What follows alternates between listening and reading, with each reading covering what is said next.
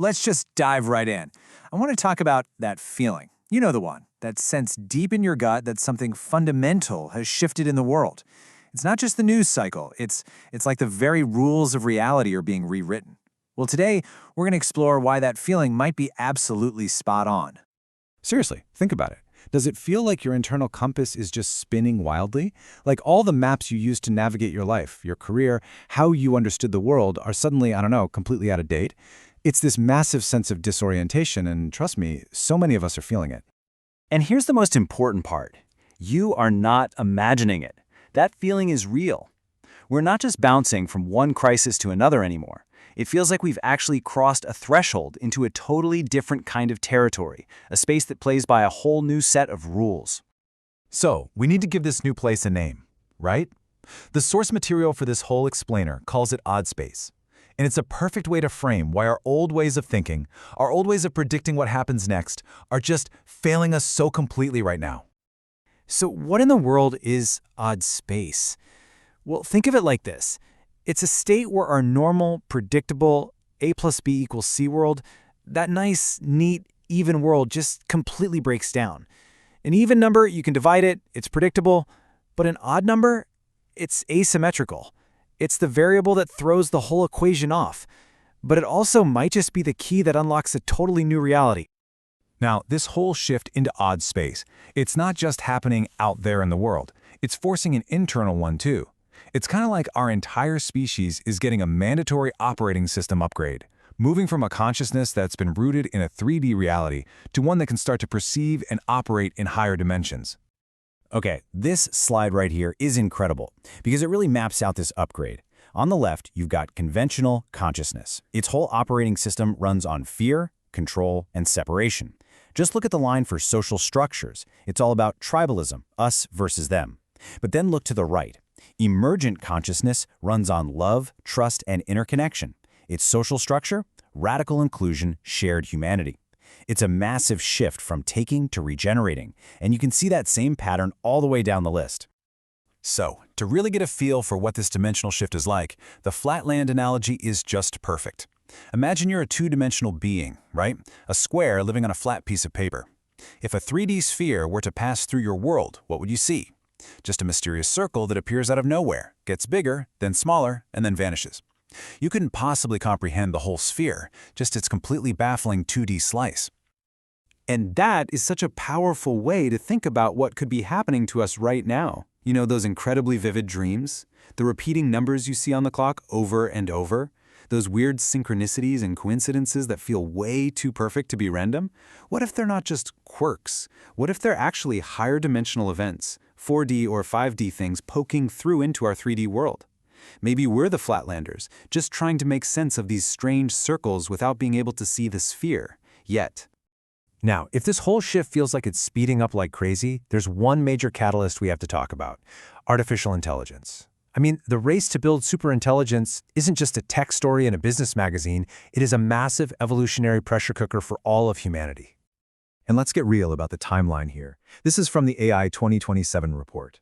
We are not talking about some distant sci-fi future. By the middle of 2025, that's next year, we'll have AI agents that act like employees.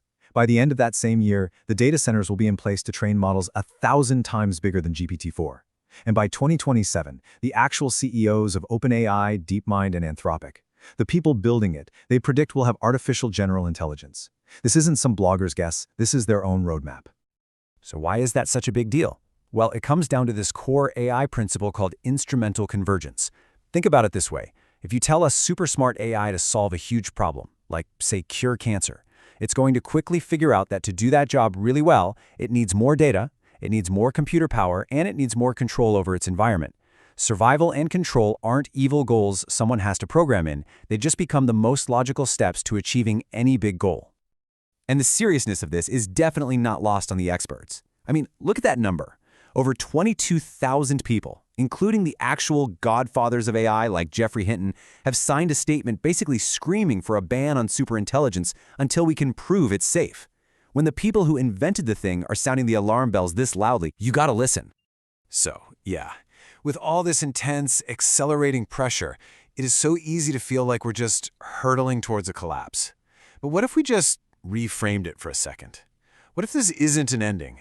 What if what feels like a crisis is actually an interface, a point of contact between our world and something much, much bigger? A couple of movies actually explore this idea beautifully. In Arrival, making contact only happens after learning a completely new language that literally changes how you perceive time. And in Contact, the whole experience is personal. It can't be proven with old scientific tools, but it leaves the main character completely transformed. So maybe our collapse is really just an invitation from the universe to learn a new language or to go on a journey that will change our perspective forever. And, this whole idea of contact is starting to creep out of science fiction and into actual scientific papers. SETI, the Search for Extraterrestrial Intelligence, just updated its contact protocol for the first time in decades. You have scientists totally puzzled by interstellar objects like 3I/Atlas, with a top Harvard astronomer, Javi Loeb, saying there's a 30 to 40% chance it's not entirely natural. The point is, we might be shifting from just being spectators looking up at the stars to being active participants in a real cosmic dialogue. Okay, so the world feels weird, the old maps are gone, what do we do? How do we navigate this? Well, we're going to need some new tools, or maybe we just need to remember the really, really old tools we've had all along.